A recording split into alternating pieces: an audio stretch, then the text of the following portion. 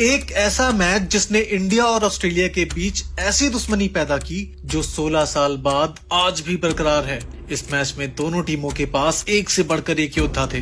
भारत के पास क्रिकेट का भगवान था तो ऑस्ट्रेलिया के पास हेडन के रूप में क्रिकेट का हैवान था। जहां भारत के पास धोनी की ताकत थी तो वहीं ऑस्ट्रेलिया के पास ब्रेट ली का कहर था और एंड्रू साइमंड्स तो हैवानियत की सारी हदें पार कर देने को तैयार था। इंडियन टीम के कप्तान MS धोनी ने टॉस जीतकर पहले बल्लेबाजी करने का फैसला किया और भारतीय टीम की तरफ से सचिन तेंदुलकर और सौरव गांगुली की सलामी जोड़ी पारी का आगाज करने मैदान पर आती है। 2007 वर्ल्ड कप बुरी तरह से हारने के बाद लीग स्टेज से बाहर होने का दर्द अभी तक निकला नहीं था और सचिन और गांगुली हर मैच में उस दर्द को भुलाने के लिए खतरनाक पारियां खेल रहे थे। वहीं कंगारुओं की तरफ से गेंदबाजी की कमान ब्रेट ली के हाथ में होती है। उस दौर में ब्रेट ली को अपनी रफ्तार पर इतना घमंड होता था कि वो किसी को भी अपने सामने कुछ नहीं समझता था और ये मैच दोनों ही देशों के लिए ऐतिहासिक होने वाला था। ब्रेट ली ने अपने पहले ओवर में गांगुली को खूब परेशान किया। गांगुली ने किसी तरह बचते बचते एक चौका जरूर निकाल लिया, लेकिन आज कंगारुओं की लहराती गेंदों के सामने सचिन भी लाचार दिख रहे थे। नेथन ब्रैकन की एक लहराती हुई गेंद सचिन के पैड पर सीधे लगती है और एक पल को तो ऐसा लगता है मानो सामने खड़ा इतिहास का सबसे बेईमान अंपायर स्टीव बकनर इसे आउट दे देगा। हालांकि ऐसा नहीं होता। स्टीव बकनर के बारे में कहा जाता था कि सचिन को गेंदबाजों से ज्यादा बार तो स्टीव बकनर ने आउट किया है। स्टीव बकनर नहीं चाहता था कि सचिन ब्रायन लारा का रिकॉर्ड तोड़े, इसलिए वो सचिन को गलत आउट दे दिया करता था। हालांकि इस बार सचिन बच जाते हैं। कंगारू पूरी तरह से भारतीय टीम पर हावी हो चुके थे। अगले ओवर में ब्रेट ली फिर से आते हैं और सचिन एक बार फिर फंस जाते हैं, लेकिन अंपायर सुरेश शास्त्री अपील को नकार देते हैं। हालांकि रिप्ले में साफ साफ दिख रहा होता है कि गेंद के बल्ले से लगने की आवाज आ रही है और इस तरह सचिन एक बार फिर आउट होते हुए भी बच जाते हैं। कंगारू गेंदबाज भारतीय टीम पर इतने हावी हो चुके थे कि टीम का स्कोर 5 ओवरों में मात्र 13 रन होता है। अब गांगुली अटैक करने का डिसाइड करते हैं। ब्रैकन की एक गुड लेन गेंद पर गांगुली शानदार कवर ड्राइव लगाते हैं और दर्शकों में जोश भर देते हैं। गॉड ऑफ ऑफ साइड कहे जाने वाले सौरव गांगुली की कवर ड्राइव्स देखने लायक होती थी। गांगुली ने उसी ओवर में एक और कवर ड्राइव लगाकर ये बता दिया कि उन्हें ऑफ साइड का भगवान क्यों कहा जाता है। दूसरी तरफ सचिन अभी भी संघर्ष कर रहे थे और एक बार फिर ब्रेट ली की गेंद पर आउट होने से बच जाते हैं। रिप्लेस में साफ साफ दिख रहा था कि सचिन LBW आउट थे और इस तरह तीसरी बार भी सचिन आउट होते होते बच जाते हैं। ब्रेट ली अब गुस्से में लाल हो चुके थे और उनकी अगली गेंद उन्होंने खतरनाक बाउंसर डाल दी और एक बार फिर ये सचिन की किस्मत ही थी कि गेंद नो मैंस लैंड में गिरती है। क्रिकेट का भगवान कहे जाने वाले सचिन एक एक रन के लिए तरस रहे थे और सामने ब्रेट ली उनकी परीक्षा ले रहा था। पहला पावर प्ले समाप्त हो चुका था और स्कोर महज 35 रन होता है, लेकिन भारत के लिए अच्छी खबर ये थी कि भारत ने एक भी विकेट नहीं गंवाया था। बावजूद उसके ऑस्ट्रेलिया जैसी खतरनाक टीम के खिलाफ ऐसी धीमी शुरुआत हार की तरफ इशारा कर रही थी और इसके बाद सौरव गांगुली ने प्रहार करना प्रारंभ किया। फिर चाहे ब्रैकन हो या ब्रेट ली की रफ्तार हो या जॉनसन की लहराती गेंद, गांगुली ने सबकी नाक में दम कर रखा था। जिस मैदान पर एक रन बनाना मुश्किल हो रहा था उसी मैदान पर रनों की नदियां बह रही थी। दूसरी तरफ अब सचिन ने भी अपना हाथ खोलकर होप की आशा को निराश कर दिया और एक बेहतरीन चौका लगाया। उधर सौरव गांगुली तो अपनी धुन में शॉट्स लगाए जा रहे थे। अब भारतीय टीम का स्कोर 100 रन के करीब पहुंच ही रहा था कि तभी सौरव गांगुली होप की गेंद पर आउट हो गए। सौरव गांगुली 41 रन बनाकर पवेलियन वापस चल दिए। अब 20 ओवरों का खेल समाप्त हो चुका था और स्कोर 91 रनों पर एक विकेट होता है। गांगुली की जगह युवराज सिंह मैदान पर आते हैं और सचिन के साथ मिलकर पारी को आगे बढ़ाने के साथ साथ स्कोर को भी 100 रन के पार पहुंचा देते हैं। अब तक सचिन का बल्ला बेहद ही खामोश था और युवराज सिंह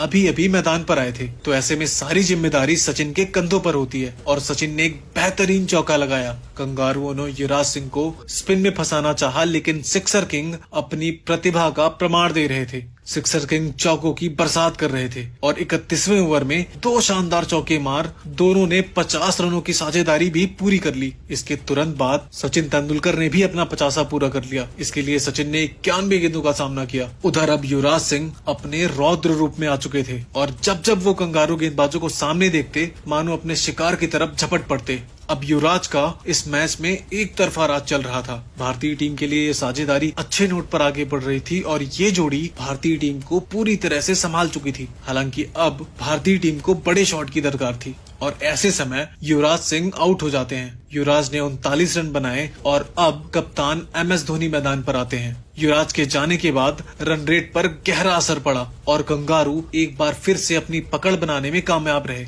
लेकिन सचिन का प्रयास अभी भी जारी था और वो लगातार अपना बल्ला घुमाए जा रहे थे और साथ में बाउंड्रीज लगाए जा रहे थे। दूसरी तरफ MS धोनी ने भी गेंदबाजों को धोना शुरू किया और 40वें ओवर में 2 चौके लगाकर स्कोर को 200 रनों के पार पहुंचा दिया। अब इस पारी का 40 ओवरों का खेल समाप्त हो चुका था और स्कोर 202 रनों पर 3 विकेट होता है।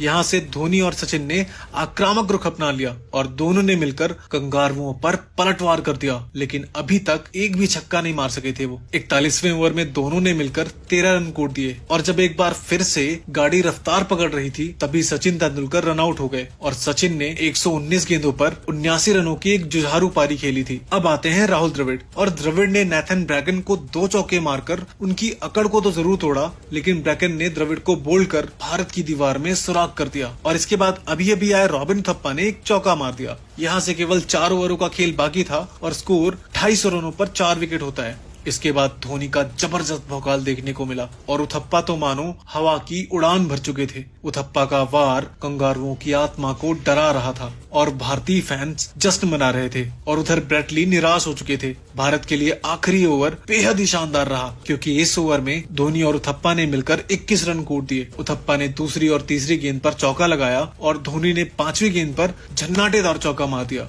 धोनी ने पहली पारी के आखिरी ओवर की आखिरी गेंद पर पारी का पहला छक्का लगाकर पारी को समाप्त कर दिया और साथ में धोनी ने इसी के साथ अपना 50वां भी पूरा कर लिया और स्कोर को 291 रनों तक पहुंचा दिया। भारतीय बल्लेबाजों ने भारत को अच्छी स्थिति में पहुंचा दिया था। वहीं ऑस्ट्रेलिया की तरफ से ब्रैकन ने सबसे ज्यादा 78 रन लुटाए। अब कंगारुओं को ये मैच जीतने के लिए 50 ओवरों में 292 रन बनाने थे। कंगारुओं की तरफ से एडम गिलक्रिस्ट और मैथ्यू हेडन पारी की शुरुआत करते हैं। ये जोड़ी उस दौर की सबसे खतरनाक जोड़ी थी और इसका परिचय पारी के शुरू में ही हेडन ने चौका लगाकर दे दिया। फिर गिलक्रिस्ट ने आरपी सिंह को एक झन्नाटेदार छक्का लगाया जिसे देखकर हर कोई उनके शॉट की तारीफ कर रहा था। एक तरफ गिलक्रिस्ट का कहर जारी था तो दूसरी तरफ हेडन गेंद को हवा में उड़ा रहे थे। शुरुआती 5 ओवरों में ऑस्ट्रेलियाई टीम का स्कोर 37 रन होता है। तभी MS धोनी ने अपना मास्टरमाइंड लगाया और आरपी सिंह की गेंद पर जहीर खान ने बाउंड्री पर कैच पकड़कर गिलक्रिस्ट को पवेलियन का रास्ता दिखा दिया। वैसे नॉर्मली यहाँ पर कोई फील्डर नहीं रहता, लेकिन ये फील्ड MS धोनी ने लगाई थी। अब ऑस्ट्रेलिया को पहला बड़ा झटका लग चुका था और ऑस्ट्रेलिया के कप्तान रिकी पॉन्टिंग मैदान पर आते हैं। ऑस्ट्रेलियाई टीम की सदियों की प्रथा थी कि विकेट गिरे तो गिरे पर रन ना रुके और हेडन इस परंपरा को परंपरागत तरीके से चला रहे थे। जहां भारत ने पूरी पारी में एक छक्का लगाया, वहीं ऑस्ट्रेलिया की तरफ से छक्कों की बरसात हो रही थी। अब कप्तान रिकी पॉन्टिंग ने आरपी सिंह को आड़े हाथ लिया और उनको 10वें ओवर में 3 चौके मार इस ओवर से 16 रन निकाल लिए। अब 10 ओवर की समाप्ति पर ऑस्ट्रेलिया का स्कोर 75 रनों पर 1 विकेट होता है। ऑस्ट्रेलियाई टीम को एक बेहतरीन शुरुआत मिल चुकी थी और हेडन का बल्ला रुकने का नाम नहीं ले रहा था क्योंकि वो गेंदबाजों के साथ खेल नहीं खिलवाड़ कर रहे थे और भरे मैदान पर उनका मजाक बना रहे थे। अब इन दोनों की खतरनाक बैटिंग ने 50 रनों की साझेदारी भी कर ली थी। सामने जहीर हो या पठान, पिटाई दोनों की बराबर हो रही थी और इंडियन बॉलर्स के पास इन दोनों का कोई तोड़ नहीं था क्योंकि वो दोनों खुद ही तोड़ रहे थे। और इसी दौरान हेडन ने मात्र 39 गेंदों पर अपना 50वां पूरा कर लिया और मात्र 13 ओवरों में स्कोर 100 रनों तक पहुंच गया। याद रहे कि इस समय भारत का स्कोर महज 55 रन था। अब ऑस्ट्रेलिया को 36 ओवरों में 190 रनों की दरकार थी। हेड जिस तरह से प्रहार कर रहे थे उसे देखकर ऐसा लग रहा था कि मानो ये मैच जल्द ही खत्म हो जाएगा। भारत की तरफ से अभी तक हर गेंदबाज नाकाम रहा। आखिर में MS धोनी ने अपना कंप्यूटर जैसा दिमाग लगाया और पॉन्टिंग को इरफान की गेंद पर स्टंपिंग कर दिया। और एक तेज गेंदबाज के खिलाफ स्टंपिंग करना बहुत ही बड़ी बात होती है। जब विकेटों का सूखा पड़ा था तो धोनी ने विकेट लिया और इस विकेट का पूरा क्रेडिट MS धोनी की झोली में जाता है। इसके बाद माइकल क्लार्क मैदान पर आते हैं। अब 20 ओवरों का खेल समाप्त हो चुका था और स्कोर 124 रन होता है। क्लार्क आते ही अपना क्लास दिखाना शुरू कर देते हैं और एक चौका लगा देते हैं, लेकिन हरभजन उनको अपनी गेंद में फंसाकर कॉट एंड बोल्ड आउट कर देते हैं। क्लार्क ने मात्र 6 रन बनाए और वापस पवेलियन चल दिए। अब क्रिकेट का एक और महामानव साइमंड्स मैदान पर आता है और यहाँ पर require rate current run rate से नीचे जा चुका था। यदि यहाँ से ऑस्ट्रेलियाई टीम सिंगल भी खेलती तो ये मैच ऑस्ट्रेलिया जीत जाती, लेकिन ऑस्ट्रेलियाई खिलाड़ियों को पूरी दुनिया में अपने नाम का डंका और दहशत फैलाने की जरूरत होती है। इसलिए साइमंड्स अपने खूंखार अंदाज में बल्लेबाजी करते हैं और मैच को जल्द से जल्द खत्म करने का मन बना लेते हैं। और उधर हैडन तो आज किसी का करियर खा जाने के इरादे से मैदान पर आए थे। भारतीय टीम पूरी तरह से निराश हो चुकी थी क्योंकि इन दोनों की जोड़ी भारत को हार की तरफ ले जा रही थी और अब भारतीय टीम को केवल एक विकेट की तलाश होती है इस मैच में वापसी करने के लिए।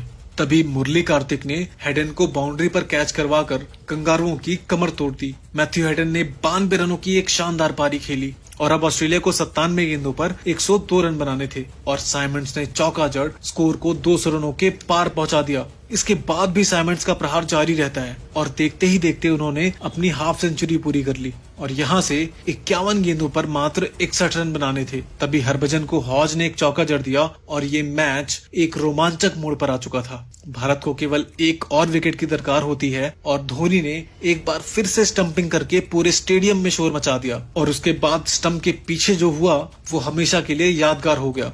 हॉज 17 रन बनाकर पवेलियन चल दिए और उन्हें समझ नहीं आ रहा था कि वो कैसे स्टंपिंग आउट हुए। ऑस्ट्रेलिया की आधी टीम पवेलियन जा चुकी थी जिसकी वजह से कुछ ओवरों तक रन नहीं आ सके, लेकिन साइमंड्स के रहते भारत ये मैच जीतने के बारे में सोच भी नहीं सकता था। हालांकि 47वां ओवर भारतीय टीम के लिए वरदान साबित हुआ क्योंकि आरपी सिंह ने साइमंड्स को बोल्ड करके ऑस्ट्रेलिया को छठा झटका दे दिया। साइमंड्स का विकेट भारतीय टीम के लिए कितना जरूरी था, एक बार इस विकेट के गिरने का शोर सुनिए। And he's bowled him, lapses in concentration from Andrew Simons. He's played a superb innings thus far, but what a wicket. India desperately needed something dramatic, and has RP Singh produced that? We'll have to wait and see.